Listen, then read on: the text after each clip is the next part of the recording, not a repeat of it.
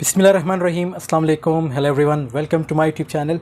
आज जो modern drama हम डिस्कस करने जा रहे हैं that's about the cherry orchard by Anton Chekhov.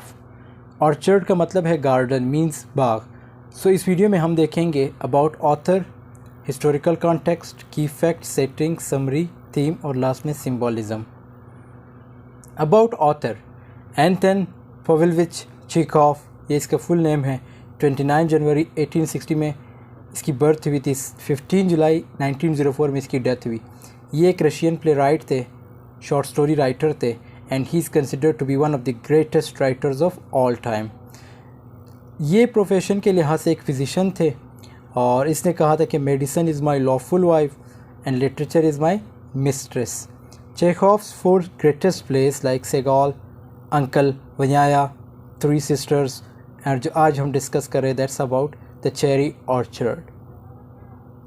In 1888, Chekhov has awarded the Pushkin Prize, and the very next year he was elected a member of the Society of Lovers of Russian Literature. So ये कुछ prices इसे मिले थे Russia में, और इसी तरह इसने एक प्ले लिखी थी द वुड डैमन जो कि फेल हुई थी। मींस इस प्ले को इतनी पॉपुलैरिटी नहीं मिली, तब इसने जो है लिटरेचर से विड्रॉ किया था, लेकिन वापस आ गए थे लिटरेचर में। In 1901 Chekhov finally married an actress Olga Knipper. फिर इसी ने इसके प्लेज में जो है परफॉर्मेंस भी की थी। On July 15, 1904 in Badenweiler Germany Chekhov died. He is buried in the cemetery of the Novodevichy monastery in Moscow. तो मीन्स रशिया में इसको फिर दफन किया गया। इस प्ले की एक हिस्टोरिकल कॉन्टेक्स्ट है। The Cherry Orchard portrays the social climate of Russia at the beginning of the 20th century, when the aristocrats and land-owning gentry were losing their wealth and revealed themselves to be incapable of coping with their change in status.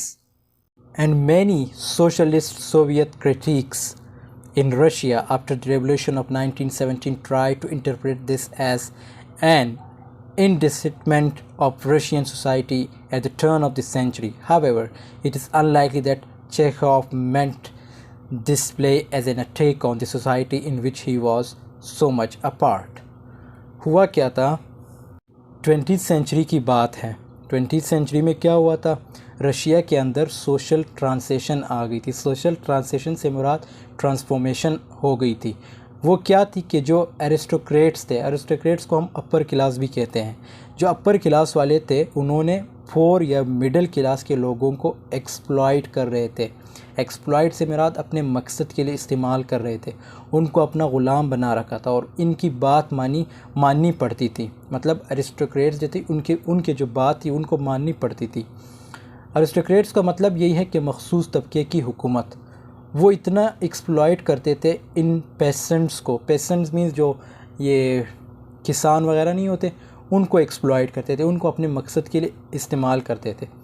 हर चीज़ के अंदर अपनी मुदाखलत करने ही नहीं देते थे। किनको? Patients को। उनसे काम लिया करते थे। फिर क्या हुआ? 20th सेंचुरी पेसेंट्स ने जो है बगावत स्टार्ट की, जिसको हम पेसेंट रिवॉल्ट भी कहते हैं। उन्होंने अपने हक़ का मुतालबा स्टार्ट किया कि उनको इनके राइट्स दिए जाए। और उस वक्त पेसेंट्स के पास कुछ भी नहीं था, पैसा, ज़िंदगी बसर करने का सामान वगैरह वगैरह, और टैक्स सारे के सारे जो है एरिस्टोक्रेट्स को पे करने होते थे। अब जो एरिस्टोक्रेसी का डाउनफॉल शुरू हुआ, मीन्स जो अपर क्लास का डाउनफॉल शुरू हुआ, और उन पेसेंट्स ने इतना काम किया कि वो ख़ुद अपर क्लास बन गए। ये बात आप लोग गौर से सुन लीजिएगा कि जो एरिस्टोक्रेट्स थे वो सब नीचे चले गए, मीन्स उनका डाउनफॉल स्टार्ट हुआ। और जो पेसेंट्स थे, जो किसान थे, उन्होंने इतना काम किया कि वो ख़ुद एक अपर क्लास बन गई। अब 20th सेंचुरी के अंदर आई ट्रांसफॉर्मेशन। मिडिल क्लास जो थी वो पावर में आ गई, and serfs are in power now. Serfs का मतलब ये है, यहाँ पे एक वर्ड है। Serf means a person who is bound to the land and owned by the feudal lord. Means ऐसे शख्स को कहा जाता है जो अपनी ज़मीन ओन करे, अपनी ज़मीन ख़रीदे। तो यहाँ पे जो है ये जो थी, मीन्स 20th सेंचुरी में जो किसान थे उन्होंने किस तरह बगावत की, ख़ुद एक अपर क्लास बन गई, और साथ में जो अपर क्लास वाले थे वो जो है लोअर क्लास बन गई। सो सेम टू सेम इस पूरे स्टोरी में भी यही होता है कि किस तरह एक अपर क्लास जो है वो उसकी डाउनफॉल स्टार्ट होती है, और जो लोअर क्लास है वो जो है ऊपर की तरफ आता है। तो ये एक पैराग्राफ है, आप लोग पढ़ लीजिएगा, लेकिन जब हम इसकी समरी देखेंगे आपको ईज़िली समझ आ जाएगी कि इसमें कौन कौन से करेक्टर्स जो हैं उनका डाउनफॉल स्टार्ट होता है और कौन से करेक्टर्स जो है वो अपर मींस ऊपर की तरफ आते हैं। की फैक्ट्स की बात करें तो ये लिखी गई थी 1903 में। It was published by Znanie, 4 acts, इसके 4 एक्ट्स हैं और मॉस्को आर्ट थिएटर में इसको सबसे पहले ओपन किया गया था in 17 January 1904 in a production directed by Konstantin Stanislavski. ये प्ले जो है एक्चुअली रशियन प्ले है, मींस रशियन लैंग्वेज में लिखी गई है, तो इसीलिए इनके जो नाम हैं वो डिफरेंट नाम्स है, बिल्कुल वो जो अंग्रेज़ होते हैं उनसे डिफरेंट है। Chekhov describe the play as a comedy. Chekhov ने क्या कहा था कि ये जो प्ले है ये कॉमेडी है, बट ऐसा कुछ भी नहीं है, क्योंकि इस प्ले में आपको बहुत से ऐसे एलिमेंट्स, ऐसी चीज़ें देखने को मिलेंगे जो ट्रेजिडी को जो है रिप्रेजेंट करती है। The play revolves around an aristocratic Russian land owner who returns to her family.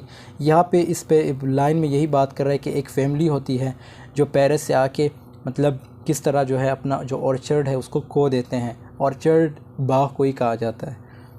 Widely regarded as a classic of 20th century theatre, the play has been translated and adapted into many languages and produced around the world। तो इस play को काफ़ी languages में जो है translate किया गया है, इसी तरह इसको इंग्लिश में भी ट्रांसलेट किया गया है।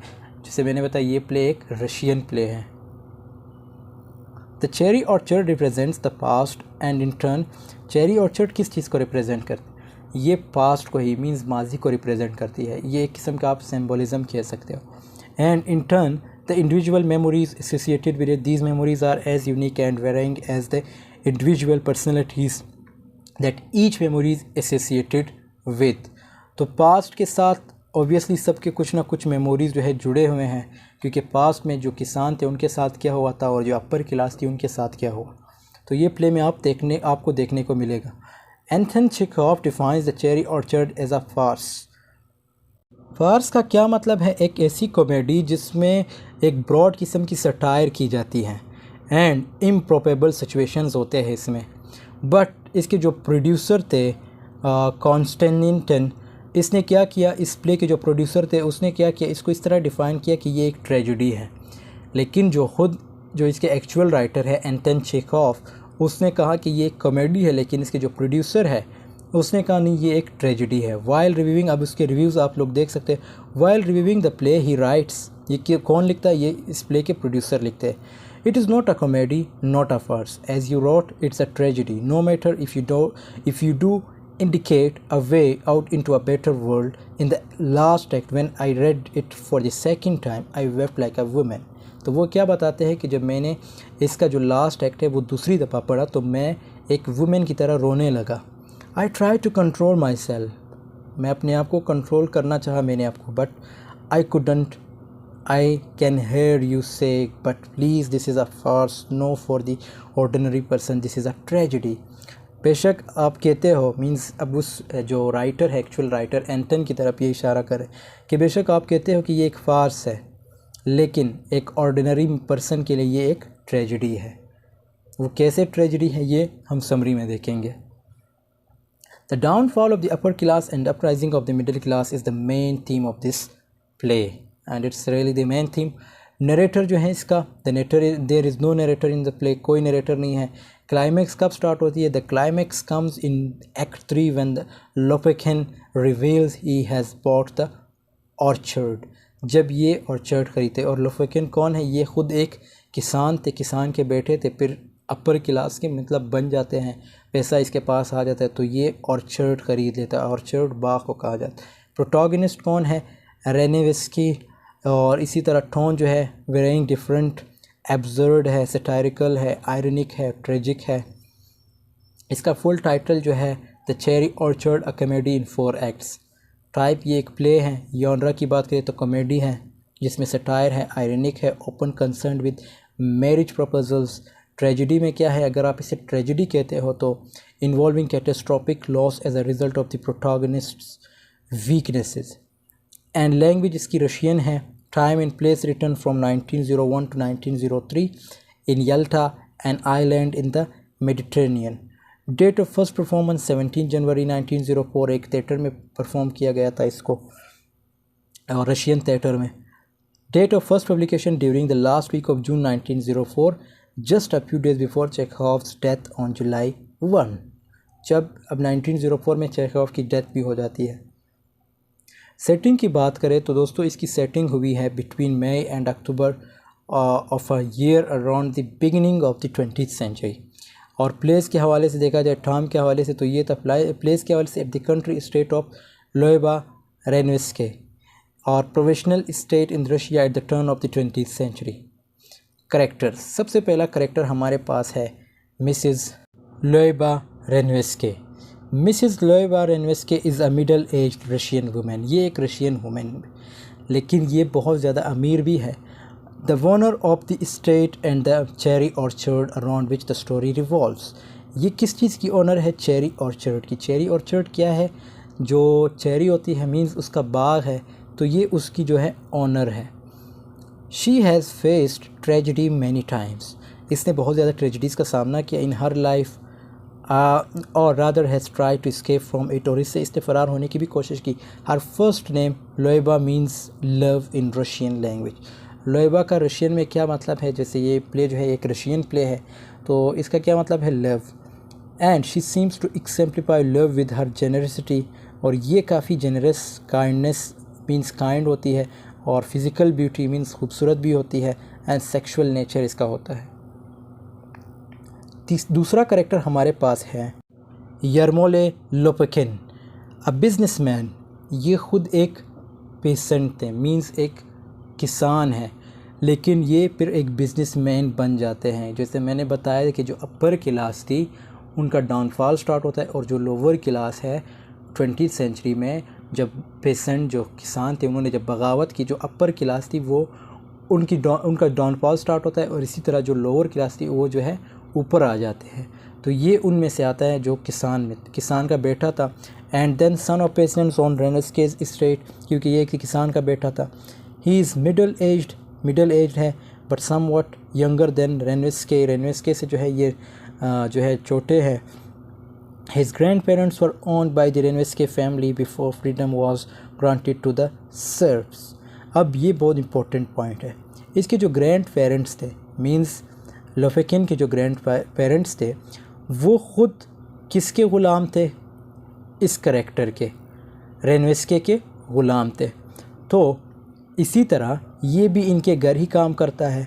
अब क्या होता है, लोपेकिन इज़ एक्सट्रीमली सेल्फ कॉन्शियस। ये ख़ुद एक सेल्फ कॉन्शियस है, especially in the presence of Renveske, perpetually complaining about his lack of education and refinement। और इसके पास कोई तालीम भी नहीं। ऑब्वियसली एक किसान के पास क्या तालीम होगी, बहुत कम थे उस वक्त, और पैसा जिसके पास था ऑब्वियसली वही तालीम कर सकता था, वही एजुकेशन की तरफ मूव कर सकता था। बाकी जो किसान थे वो तो ख़ुद अपना गुजारा करते थे, क्योंकि जो टैक्स, जो चीज़ें वो कमाते थे, जो पैसा वो कमाते थे, वो सारे कौन ले जाते थे? अपर क्लास वाले एरिस्टोक्रेट्स ले जाते थे। This tension revolves itself finally in act 3 of the play where he buys this orchard. अब ये देखो, ये पॉइंट इसने यहाँ पे मेंशन किया है कि एक्ट 3 में क्या होता है, ये वो ऑर्चर्ड ख़रीद लेता है। ऑर्चर्ड किसका था पहले? ये ऑर्चर्ड जो था रेनवेस्के का था। रेनवेस्के का ऑर्चर्ड था। रेनवेस्के कौन थी? इसकी बॉस थी। फिर ये क्या करता है, इसकी बॉस की जो है, रेनवेस्के पहले अमीर थी क्योंकि अपर क्लास से थी, और ये एक गरीब क्लास का बंदा था, मींस लोअर क्लास का था। तो ये जो है रेनवेस्के के जो ऑर्चर्ड होता है वो ख़रीद लेता है, चेरी ऑर्चर्ड। फिर हमारे पास करेक्टर आता है लियोनिड गैवे। अब ये कौन है? गैवे इज़ अ रेनवेस्केज ब्रदर। ये रेनवेस्के जो प्रोटैगनिस्ट स्टोरी की उसके ब्रदर है। He has several intriguing verbal habits, he behaves very differently around people not of his social class। तो ये अजीब बिहेव करते हैं लोगों के सामने।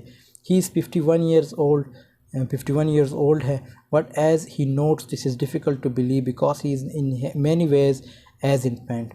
लेकिन ये बिलीव करना मुश्किल है 50 साल के हैं, क्योंकि इसके कुछ आदतें ऐसी हैं जो बिल्कुल बच्चों जैसी है, इन्फेंट की तरह। he constantly pops sweets into his mouth, means जो स्वीट्स होते हैं वो खाते रहते हैं। इंसल्ट्स पीपल, लोगों की इंसल्ट करते हैं, सच एज़ लोपेकिन, जैसे लोपेकिन जो है इनका खादिम होता है, मीन्स ग़ुलाम होता है, क्योंकि लोपेकिन के ग्रैंडफादर भी इसके ग़ुलाम थे। तो ये उसकी जो है इंसल्ट करता रहता है। with whom he disagrees and has to be remembered to put on his jackery by Fierce. ये भी एक करेक्टर है Fierce. Guy is Madame Renviske's older unmarried brother. He has no particular profession and lives on the family of fortune. लेकिन एक scene ये होता है कि कभी कभार मतलब एक वक्त आता है कि ये जो है अपनी बहन से कहता है, ये रेनविस्के से कहता है कि मैंने जॉब कर ली और मुझे एक जॉब मिल गई। तो इसकी जो बहन है रेनविस्के वो इसे कहती है कि नो, आप जो है काम करने के लिए पैदा ही नहीं हुए हो, आपने कोई काम नहीं करना, और जो मैं कमा रही हूँ वही आपने यूज़ करना है, वही पैसा आपने अपने लिए यूज़ करना है। वेरिया इज़ रेनविस्के's adopted daughter. ये रेनविस्के की adopted daughter है, मीन्स इसकी अपनी एक रियल डॉटर रही है। Who is 24 years old. She is in love with Lopekin. लोपेकिन से ये प्यार करती है, but she doubts that he will never propose to her. लेकिन वो कभी भी इसको प्रपोज नहीं करता। Veria is hard working and responsible and has a similar work ethic to Lopekin. She is also something of a crybaby. Crybaby से मुराद एक soft hearted girl है।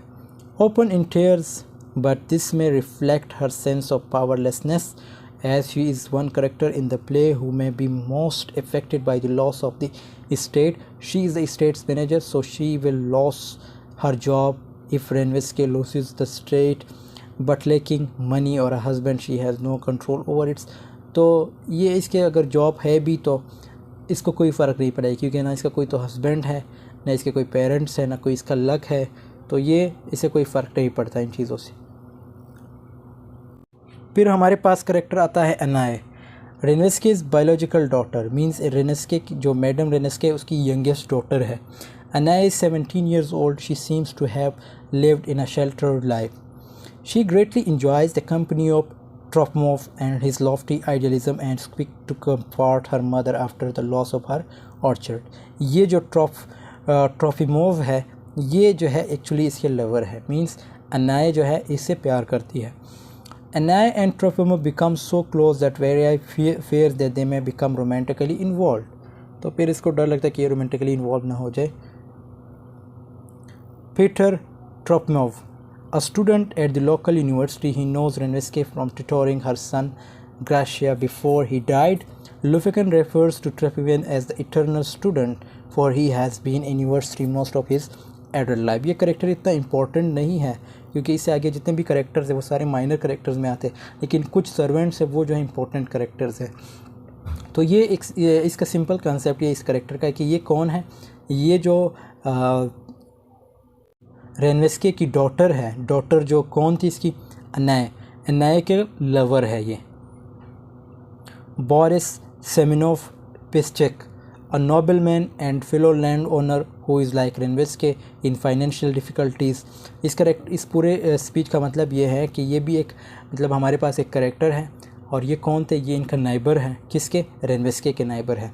ये फाइनेंशियली जो है डिफ़िकल्टीज़ में होते हैं, अपने आप को अमीर शो करते हैं, बट ये फाइनेंशियली डिफ़िकल्टीज़ में थे। किस तरह डिफ़िकल्टीज़, लोगों से उधार लेते हैं। इसी तरह फिर ये एक दिन रेनविस्के के पास आते हैं, उससे उधार ले लेते हैं, और वही उधार जो है किसी और को देते ताकि उसका जो उधार होता है वो चुका दे। और ये करेक्टर जो है ये भी बहुत इंपॉर्टेंट करेक्टर है, और रशियन में इसका जो मीनिंग है, इसके जो नाम का मीनिंग है वो स्क्वेलर appropriate for someone who never stops talking, और ये बहुत ज़्यादा बोलता है। Charlotte, Anya's governess Charlotte traveled from town to town performing tricks such as, ये किस्म का जो फूल होता है, जो एक फैमिलीज़ के जो बड़े बड़े जो लोग होते हैं, मींस जो अरिस्टोक्रेट्स होते हैं या अपर क्लास होते हैं, अपने साथ एक फूल को रखते हैं ताकि उनको इंटरटेन कर सके। तो बिल्कुल इस करेक्टर की मिसाल भी उसी तरह है। ये इसकी पूरी डिटेल है, आप लोग पढ़ लीजिएगा, इतना इम्पोर्टेंट करेक्टर नहीं है ये हमारे पास। ये भी इम्पोर्टेंट करेक्टर है हमारे पास, इसका नाम जो है फिर्स जो है रेनविस्के के जो है 87 ईयर ओल्ड मैन सर्वेंट है। 87 ईयर ओल्ड है ये। Firs is always talking about how things were in the past on the state, के मतलब रशिया में पहले हालात कैसे थे। When the state was prosperous, जब स्टेट खुशहाल था, and the master went to Paris by carriage. Master इसकी कौन है, रेनविस्के जो है, मतलब रेनविस्के इसकी जो है मास्टर है, एक बॉस है। Instead of by train, most importantly, he frequently talks about how life was before The serfs were afraid. He is possibly senile and is constantly mumbling. He is the only surviving to state's glorious past and he becomes to symbolize that past. तो ये एक ऐसे character है हमारे पास जो last में जब summary का बिल्कुल एंड जब स्टोरी की बिल्कुल एंडिंग होती है तो वहाँ पे जो है जिस गार्डन को भेजा जाता है, क्योंकि वो गार्डन जो है रेनवेस्के के हाथ से निकल जाता है, कौन ख़रीद लेता है? जो दूसरा क्लाइंट होता है वो ख़रीद लेता है। तो उस गार्डन में फिर भी ये काम कर रहे होते हैं और ये किस चीज़ की सिंबलाइजेशन है? पास्ट की। Simon Yepikhodov is a clerk at the Ranevskaya estate. He is a source of amusement for all the other workers and amusement for all the other workers who refer to him as Simple Simon. Yevketov provides comic relief with his self-conscious prose as the hopeless lover and romantic, open contempting suicide. He loves दुनिया Shah to whom he has proposed. तो ये किससे प्यार करते हैं? दुनिया शाह। ये भी हमारे पास एक करेक्टर है, आगे हम देखेंगे। और ये एक कॉमिक करेक्टर है हमारे पास, मतलब आप कह सकते हो कि ये कॉमिक करेक्टर है। Yasha is the young man servant who has been travelling with Ranevskaya ever since she left for France. ये भी एक करेक्टर है हमारे पास, लेकिन सर्वेंट है। किसके साथ जाते हैं? रेनवेस्के के साथ पेरिस जाते हैं, फ्रांस चले जाते हैं। और क्योंकि ये बिल्कुल एक फूल की तरह ये भी काम करते हैं। He is always complaining about how uncivilized Russia is when compare to France. तो ये बिल्कुल मतलब जब रशिया से आते हैं, जब फ्रांस से आते हैं रशिया की तरफ, तो ये कंपेयर करते हैं किसको? फ्रांस और रशिया को, कि कितना अनसिविलाइज्ड है Russia. exploits Dunya Shah love for him for physical pleasure and openly tells Fairs that he is so old he should die. और इस तरह फेर्स का मजाक भी उड़ाते हैं कि आप बहुत बूढ़े हो चुके हैं और अब आपको मरना चाहिए। Dunyasha, a maid on the Ranevskaya estate, ये एक मेड है। She functions mainly as a foil to Yasha, her innocent naivete in love for him, emphasizing and making clear his cynicism and selfishness. She is also the object of Yeketov's affection, a status about which she is very confused. तो ये एक हमारे पास good character है लेकिन servant है, और ये भी किसकी लवर होती है? जो हमने पिछले करेक्टर में डिस्कस किया था। सो ये थी हमारे पास करेक्टर्स की लिस्ट। यहाँ पे जो है करेक्टर्स एंड हो जाते हैं। आई होप आपको करेक्टर्स की समझ आई होगी। दोस्तों यहाँ पे हम अपनी वीडियो को एंड कर देते हैं। इस मॉडर्न ड्रामे की जो समरी है, थीम है, सिंबॉलिज़म है, वो नेक्स्ट वीडियो में हम देखेंगे, क्योंकि अगर हम इसी वीडियो में डिस्कस करेंगे तो वीडियो काफ़ी लंबी हो जाएगी और आप लोग भी बोर फील करोगे। वीडियो पसंद आई तो ज़रूर लाइक कमेंट शेयर कीजिएगा। मिलते हैं नेक्स्ट वीडियो में, तब तक के लिए अल्लाह हाफ़िज़, टेक केयर ऑफ़ योरसेल्फ।